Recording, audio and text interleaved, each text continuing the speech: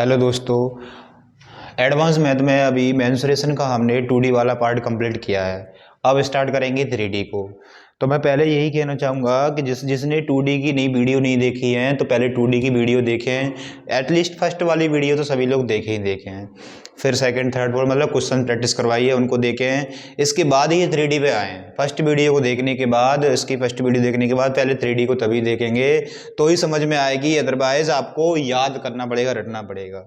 अभी क्या देखिए, हम 3D में वॉल्यूम में इन 3 टॉपिकों को पढ़ेंगे, 3 टॉपिकों को।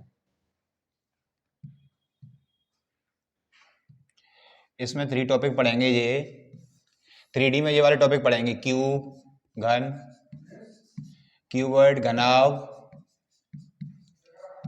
सिलेंडर बेलन,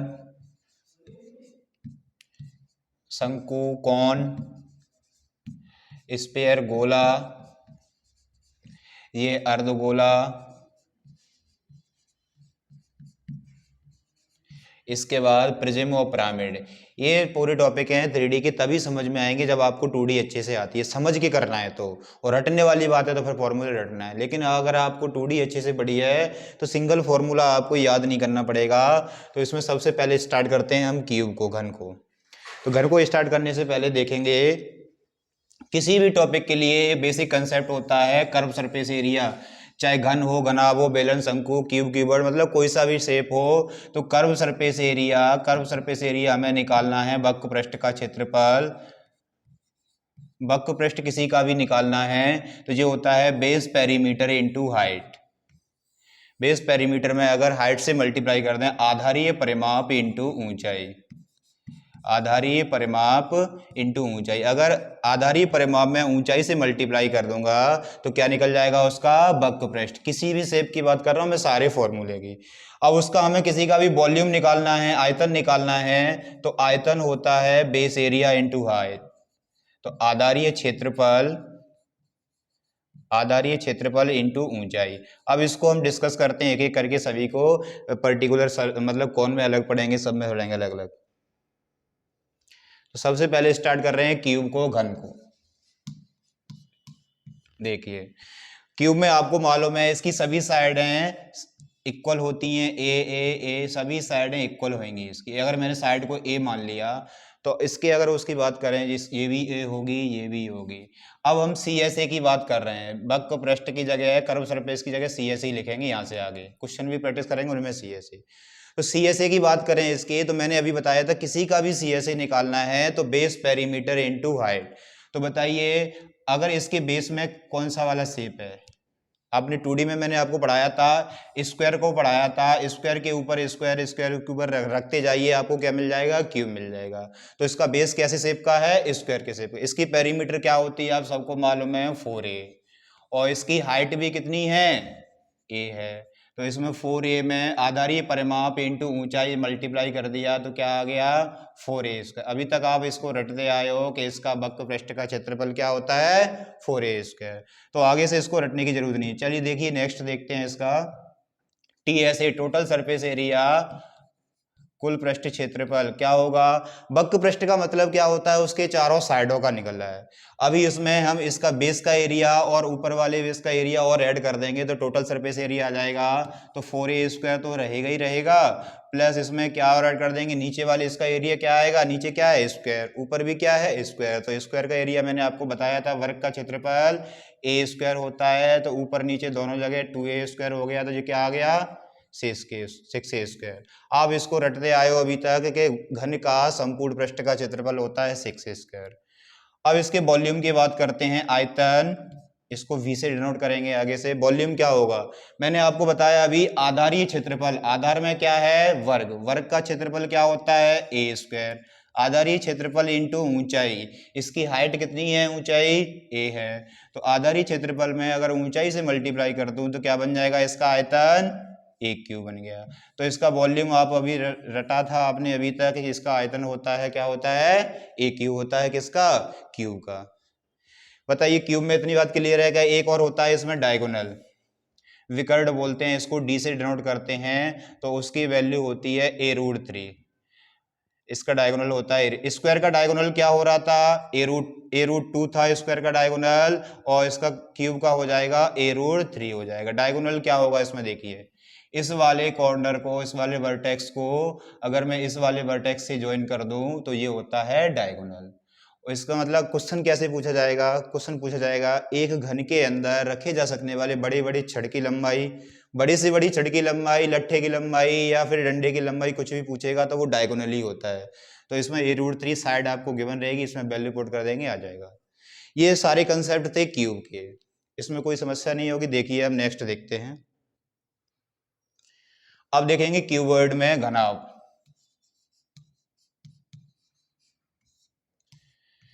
घनाभ में अब मैंने इसको मान लिया L मान लिया, इसको B मान लिया, इसको H मान लिया। अगर ये L है तो ये भी L होगी, ये B है तो ये भी B होगी, और ये H है तो इधर भी H होगी। मतलब लंबाई चौड़ाई ऊंचाई तीनों अलग अलग होती हैं इसमें। तो अभी CSA की बात कर रहे हैं। CSA मैंने क्या बताया था, किसी का भी CSA निकालना है तो बेस पेरीमीटर आधारीय परिमाप इंटू ऊंचाई।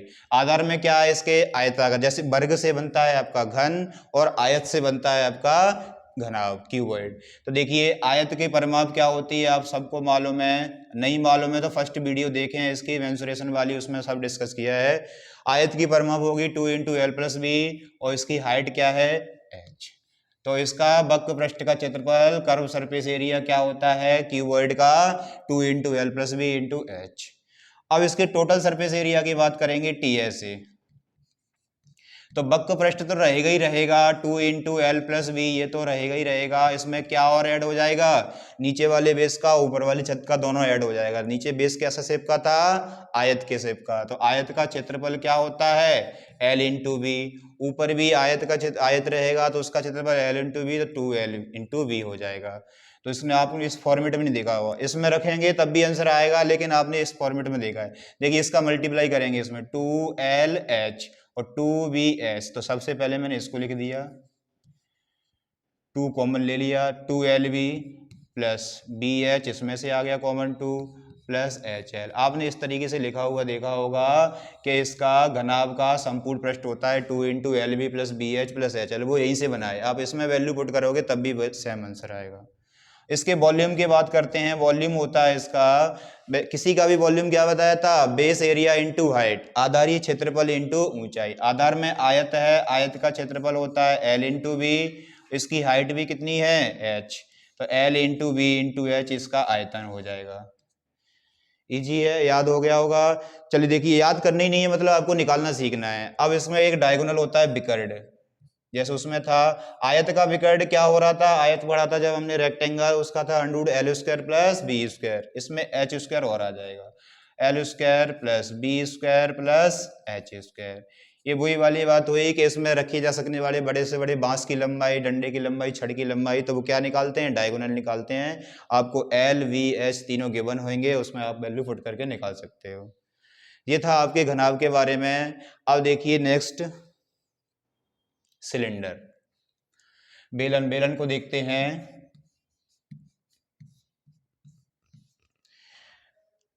इसमें बेलन है सिलेंडर में, इसका बेस कैसा होता है देखिए, मैंने अगर सर्कल के ऊपर सर्कल, सर्कल के ऊपर सर्कल रखते गया तो इस तरीके से क्या बन जाता है, एक सिलेंडर बन जाता है। मतलब इसका बेस कैसा है, सर्कुलर शेप का है, वृत्ताकार है। इसका बेस कैसे शेप का है, सर्कल के आकार का। तो इसकी त्रिज्या को अगर मैंने R मान लिया, रेडियस को थोड़ी देर के लिए, इसकी वृत्त की त्रिज्या दी होगी, उसमें हाइट को मैंने H मान लिया, और वो डायमीटर D, रेडियस क्या हो जाएगी, हाफ हो जाएगी। ठीक है, तो बताइए इसका CSA की बात करूं, कर्व सरफेस एरिया, मैंने किसी का भी क्या निकालना बताया, किसी का भी कर्व सरफेस एरिया, वक्र पृष्ठ का क्षेत्रफल किसी भी शेप का, मैंने कैसे बताया था, बेस पेरीमीटर इंटू हाइट, आधारीय परिमाप इंटू ऊंचाई। आधार में क्या है, वृत्त है, तो वृत्त की परिमाप क्या होती है, वृत्त की परिधि बोलते हैं उसको, 2πr। इसमें हाइट कितनी है h, तो h का मल्टीप्लाई कर दोगे। आपने अभी तक यही रटा है कि बेलन का वक्र पृष्ठ का क्षेत्रफल होता है 2πrh, बेलन का CSA क्या होता है 2πRH। देखिए यहीं से निकल के आ गया। अब बात करेंगे इसके TSA की बात कर रहे हैं। TSA आपको मालूम है कैसे निकालते हैं, अभी बताया है मैंने। इसका टोटल सरफेस एरिया कैसे आएगा, टोटल सरफेस एरिया जो चारों साइडों का आया है, चारों तरफ का आया है वक्र पृष्ठ, उसमें नीचे वाले बेस का ऊपर वाले का और ऐड कर दीजिए। नीचे क्या था, वृत्त था, सर्कल था। सर्कल का एरिया आपको मालूम है, अभी हमने 2D में पढ़ा है, πr² होता है, तो इसका भी एरिया πr² होगा। तो 2πRH तो रहेगा ही रहेगा, प्लस 2πr² और ऐड हो जाएगा। πr² नीचे का, πr² ऊपर का, तो क्या आ जाएगा 2πr²। इसमें से 2πr कॉमन निकाल दिया तो क्या जाएगा r प्लस h। आपने इस फॉर्मेट में इसको अभी तक याद किया है कि बेलन का संपूर्ण पृष्ठ होता है 2πr into r plus h। वो यहीं से आया, कहीं कुछ फॉर्मूला नहीं है, बस आपको बेसिक कंसेप्ट आते हैं तो सारे क्वेश्चन आप इजीली बना लोगे बिना फॉर्मूले के याद किए। वॉल्यूम क्या है, आयतन क्या होता है, मैंने बोला किसी भी शेप का वॉल्यूम क्या होता है, आधारीय क्षेत्रफल इंटू ऊंचाई, मतलब बेस एरिया इंटू हाइट। तो बेस में क्या है, सर्कल, सर्कल का एरिया क्या होता है πr²। इसकी ऊंचाई कितनी दी है, हाइट कितनी है h, तो πr²h। आपने यही रटा है ना अभी तक, बेलन का आयतन होता है πr²h, πr², इस तरह बहुत तरीके से रटा है, लेकिन आपको रटने की जरूरत नहीं है, केवल समझना था। समझ में आ गया ना। केवल कौन से कंसेप्ट आपको रटने हैं, आपको कर्व सरफेस एरिया कैसे निकालते हैं, बेस पेरीमीटर इंटू हाइट, आधारी परिमाप इंटू ऊंचाई, और वॉल्यूम कैसे निकाला जाता है, आधारी क्षेत्रफल बेस एरिया इंटू हाइट ऊंचाई। क्लियर है ना, बस दो चीजें रटनी है, आप किसी का भी निकाल सकते हो, कोई से भी शेप का। नेक्स्ट देखेंगे कौन। अभी मैंने आपको सिलेंडर के बारे में पढ़ाया है, बेलन अभी पढ़ा है हमने। तो देखिए बेलन में क्या था, बेलन इस तरीके से था, जिस सारी चीजें पढ़ ली हैं उसमें। अब देखिए बेलन में से ही अगर मैंने इसको यहाँ पर डॉट डॉट करके इस तरीके से एक पॉइंट काट लिया जी, इतना हिस्सा काट के बाहर निकाल लिया, तो जी क्या बन गया, इतना हिस्सा काट के मैंने बाहर निकाला है, इसको क्या बन गया जी, क्या है, इसको यहाँ रख दिया, कौन बन गया कि नहीं, इसकी एच थी, जे वाली एच थी वो एच जे रहेगी, इसकी आर थी वो आर जे रहेगी, इसमें एक अलग से और हाइट आ जाएगी, इसे बोलते हैं स्लैंट हाइट, तिर्यक ऊंचाई, वो और आ जाएगी। तो पहले देखिए CSA की बात करते हैं, कैसे करेंगे। देखिए CSA क्या होता है, किसी का भी curve surface area base perimeter into height. लेकिन कोई सा भी शेप, ये वाला कौन किस में से बना है, सिलेंडर में से, ऊपर जाके अगर एक बिंदु पर मिल रहा है तो जो इसका सिलेंडर का था ना 2πr, अब इसमें h की जगह क्या लेंगे, स्लैंट हाइट लेंगे l, इस वाले h की जगह, क्योंकि कर्व का मतलब है चारों साइडों का, चारों साइडों में कर्व मतलब स्लैंट हाइट ही तो है, तिर्यक ऊंचाई तो है, वो वाली ऊंचाई तो नहीं है चारों साइडों में, वो वाली ऊंचाई तो बीच में आ गई, तो चारों साइडों में तिर्यक ऊंचाई है, तो 2πrl ये तो होता है सिलेंडर का। अब इसमें से कोई भी किसी भी शेप में अगर ऊपर जाके एक बिंदु पर मिल रहा है तो उसका कर्व सरफेस एरिया हाफ हो जाता है। तो क्या आ जाएगा इसका curve surface area, πrl। Prism और पिरामिड आप लास्ट में टॉपिक डले हैं ना, उनको पढ़ोगे ना प्रिज्म पिरामिड को, तो कोई अलग से नहीं है, वो इसी में से है। सिलेंडर और कौन, सिलेंडर को प्रिज्म बोला जाता है, जिसमें कुछ ना कुछ हाइट होती है उसे क्या बोलते हैं, प्रिज्म, और ऊपर जाके एक पॉइंट में मिल जाए उसे क्या बोलते हैं, पिरामिड। तो ये इसी को हेल्प से मैं आपको दोनों को समझाऊंगा लास्ट में। अभी इसका CSA समझ में आया, तो TSA की बात करेंगे, तो TSA क्या हो जाएगा इसका, CSA तो रहेगा ही रहेगा, मतलब πrl तो आना ही आना है उसके चारों साइडों का। अब इसमें ऐड क्या हो जाएगा, बेस एरिया, तो बेस का एरिया क्या है, वृत्त है, बेस में वृत्त का क्षेत्रफल क्या होता है, πr²। अब इसमें 2πr² क्यों ऐड नहीं हुआ, क्योंकि ऊपर वृत्त है ही नहीं, ऊपर तो एक बिंदु है जिसका एरिया क्या होता है, 0 होता है। ठीक है, यहां से πr कॉमन आ गया, तो πr आ गया, तो r यहाँ बचा, यहाँ l बचा, तो r इस फॉर्मेट में आपने याद किया इसको कि शंकु का संपूर्ण पृष्ठ होता है πr into r plus l, शंकु का वक्र पृष्ठ होता है πrl होता है, जो निकालना बता दिया मैंने। अब वॉल्यूम की बात करते हैं। बेलन का आयतन क्या था, πr²h, ये बेलन का आयतन था। अब क्या होता है, कोई सा भी शेप ऊपर जाके एक बिंदु पर मिल रहा है, तो मैंने इसके बारे में क्या बताया था, कर्व सरफेस एरिया के बारे में। तो कर्व सरफेस एरिया में तो ये क्या हो जाता है, कर्व सरफेस एरिया निकालते हैं तो हाफ हो जाता है, टोटल का हाफ हो जाता है, और वॉल्यूम क्या हो जाता है, 1/3 हो जाता है, जो भी वॉल्यूम दिया उसका 1/3 हो जाता है, 1/3 हो जाता है, ये वॉल्यूम आ गया। कोई दिक्कत नहीं होगी इसमें समझने में। ठीक है, चलिए नेक्स्ट चलते हैं अब कौन के बाद। अब देखेंगे स्फीयर, गोला।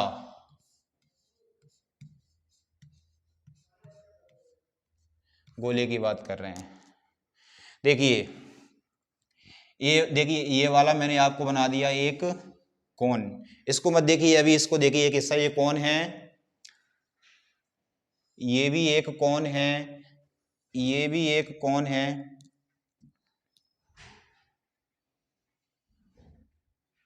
और ये एक और कौन हो गया। ये चार कौन से मिलकर क्या बन जाता है, एक सिलेंडर स्फीयर बन जाता है। चारों कोनों को चारों कोनों के मतलब चार कोने है ना, शंकु है, उनके वर्टेक्स को, शीर्ष को मिला दिया जाता है तो ये बनता है स्फीयर। तो देखिए ये कौन के लिए, यहाँ से लेकर इस कौन की बात कर रहा हूँ, ये क्या थी कौन के लिए, एच थी, और कौन में ये क्या थी, एल थी, और ये क्या थी कौन में, आर थी। तिर्यक ऊंचाई मतलब रेडियस थी उसकी। लेकिन इसमें एच एल आर सब इसके लिए क्या बन जाएगा, आर का काम करेगा। जितनी जे होगी उतनी ही जे होगी, सब कुछ इसमें आर का काम करेगा। तो कितने कौन से मिलकर इसका कर्व सरफेस एरिया निकालें। इसका कौन का क्या होता है, पाई आर एल। एल के लिए इसमें एल किसका काम करेगा, आर का ही काम करेगा। तो पाई आर स्क्वायर हो गया, आर इंटू आर क्या हो गया, आर स्क्वायर। कितने कौन से मिलकर बनाए ये, चार कौन से मिलकर बनाया, चार शंकुओं से मिलकर बनाया था, इसलिए 4 से मल्टीप्लाई कर दिया। तो इस स्क्वायर का कर्व सरफेस एरिया आ गया 4 पाई आर स्क्वायर। इसके टोटल सरफेस एरिया भी सेम होता है, क्योंकि इस कर्व का मतलब क्या है, चारों साइडों का आ गया। एक स्फीयर की चारों साइडें वही होंगी जो उसके टोटल ऐड करने के लिए उसमें कुछ बचा ही नहीं, तो चारों साइडें आ गई तो वही। इसका total surface area, curve surface area same आ गए, सेम होते हैं किसके, स्फीयर के। अब वॉल्यूम की बात करते हैं। इसका वॉल्यूम होगा, एक कोन का वॉल्यूम क्या था, 1/3 पाई आर स्क्वायर। इसमें जो h है इसके लिए क्या काम करेगी, वो r का, तो इंटू आर लिख दिया मैंने h की जगह r। अब इसमें कितने कौन थे, कितने कौन है इसमें, 4 हैं, तो 4 से मल्टीप्लाई कर दिया तो ये हो जाता है 4/3 पाई आर क्यूब। ये आपको याद रखना होता है कि कौन का, इसका स्फीयर का वॉल्यूम क्या होता है, 4/3 पाई आर क्यूब। कहाँ से आया, एक कौन से, चार कौन से मिलकर बनना है, चार शंकुओं से मिलकर बनना है, तो 4 से मल्टीप्लाई कर दिया, आप समझ गए। ठीक है, अब इसके बाद पढ़ते हैं हेमिस्फीयर। हेमिस्फीयर मतलब एक स्फीयर था, उसका हाफ हिस्सा काट के निकाल दिया, उसका आपको एरिया पूछा है, इसकी रेडियस को मैंने आर बोल दिया, हेमिस्फीयर इसकी रेडियस आर बोल दिया। तो उसकी सीएसए की बात करेंगे, तो सीएसए होगा चारों साइडों का एरिया। तो चारों साइडों का एरिया टोटल क्या होता है उसका, कौन का, उसको सॉरी स्फीयर का क्या होता है, 4 पाई आर स्क्वायर। तो हेमिस्फीयर का क्या हो जाएगा, 2 पाई आर स्क्वायर। स्फीयर गोला था, ये अर्ध गोला है। ठीक है, चलिए देखिए सी एस ए क्या निकल गया इसका, 2 पाई आर स्क्वायर। और टी एस ए की बात करेंगे, इसका अलग अलग होता है, जबकि एक स्क्वायर था उसका सेम था। टी एस ए इसका अलग इसलिए हो गया कि इस हिस्से का एरिया तो आ गया, लेकिन ऊपर से एक और हिस्सा बन रहा है इसका, पाई आर, जो सर्कल वृत्ताकार होगा वो, तो उसका एरिया और ऐड कर देंगे। 2 pi r square plus pi r square और ऐड हो जाएगा, कितना आ जाएगा, 3 पाई आर स्क्वायर। समझ में आया कि नहीं। जैसे एक नींबू मान लिया मैंने, नींबू क्या हो गया, स्क्वायर हो गया, गोला हो गया। अगर उसका आधा हिस्सा मैंने काट के निकाल दिया तो हेमिस्फीयर बन गया। उसका नींबू का जो येलो येलो पार्ट होता है उसका एरिया तो हो गया, क्या हो गया, कर्व सरफेस एरिया। अब येलो पार्ट के अलावा उस पर जो नमक डाला जाता है या कुछ भी डाला जाता है वो क्या होगा, एक सर्कल वो भी तो होगा, उसका एरिया ऐड करेंगे तो वो टोटल सरफेस एरिया में आ जाए, वो भी सर्कल के शेप का होगा, तो उसका एरिया क्या होगा, total surface area 3 pi r square. इतना याद रखना है इसमें, क्योंकि स्फीयर में ये दोनों सेम रहते हैं, हेमिस्फीयर में अलग अलग हो जाते हैं। अब इसके वॉल्यूम की बात करता हूं, तो वॉल्यूम स्फीयर का क्या था, 4/3 पाई आर क्यू, तो इसका हाफ रह जाएगा 2/3 पाई आर क्यू। ये था इसके स्फीयर के बारे में। ठीक है, ले चलते हैं नेक्स्ट पे। अब इसमें देखते हैं प्रिज्म और पिरामिड के बारे में, देखते हैं क्या होता है। प्रिज्म बोला जाता है जिसमें कुछ भी हाइट है। अभी तक हमने सारे डायग्राम जितने पढ़े हैं कौन को छोड़ के, जितने सभी डायग्राम पढ़े हैं वो प्रिज्म होते हैं, मतलब जिसमें कुछ ना कुछ हाइट होनी चाहिए उसको प्रिज्म बोला जाता है। और उस हाइट के साथ अगर कोई भी डायग्राम एक पॉइंट पे मिल जाए, ऊपर जाके एक पॉइंट पे मिल जाए, उसे बोलते हैं पिरामिड। बस इतना डिफरेंस है दोनों में, मतलब सिलेंडर और इसका इसलिए एग्जांपल लिया कि इसी में से बनता है। अब क्या होगा देखिए, प्रिज्म का तो हम नॉर्मली निकालते ही हैं, प्रिज्म का बॉल कर्व सरफेस एरिया कैसे निकाल रहे थे, अभी बताया था मैंने। कर्व सरफेस एरिया निकालने के लिए बेस पेरीमीटर इनटू हाइट, वही यहाँ पर कंसेप्ट काम करेगा, प्रिज्म के लिए भी वही रहेगा। अब पिरामिड में आपको चेंज हो जाता है, वो मैंने आपको शंकु में बता दिया, कोन में। पिरामिड में क्या होता है, जो कर्व सरफेस एरिया होता है वो तो हाफ हो जाता है, और वॉल्यूम क्या हो रहा था वहां बताया था मैंने, वॉल्यूम क्या हो रहा था, 1/3 हो रहा था। बस इतना याद रखना है आपको, और कुछ नहीं है। इसका जो कर्व सरफेस एरिया रहता है वो तो हाफ हो जाता है, और जो वॉल्यूम होगा क्या हो जाता है, 1/3 हो जाता है। किसके लिए, पिरामिड के लिए। अब इसके क्वेश्चन डिस्कस करेंगे, तब हम उन्हीं के कंसेप्ट से आपको निकालना सिखाएंगे सारी चीजें। ये थी इसकी थ्योरी। तो इस वीडियो को अच्छे से देखें और ज्यादा से ज्यादा लोगों को शेयर करें, और कमेंट करें जो भी आपको लग रहा है इसमें, और वीडियो को ज्यादा से ज्यादा लाइक करें। Thank you.